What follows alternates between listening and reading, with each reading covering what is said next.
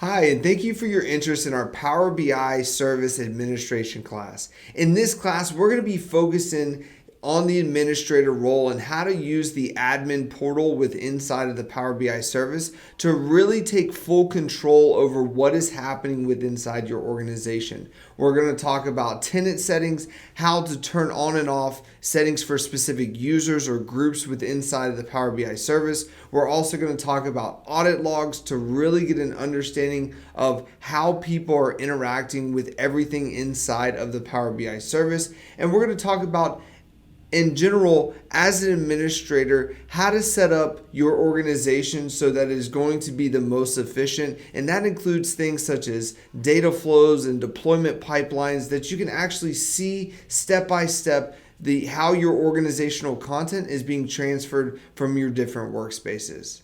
Well, I hope to see you in our course very soon.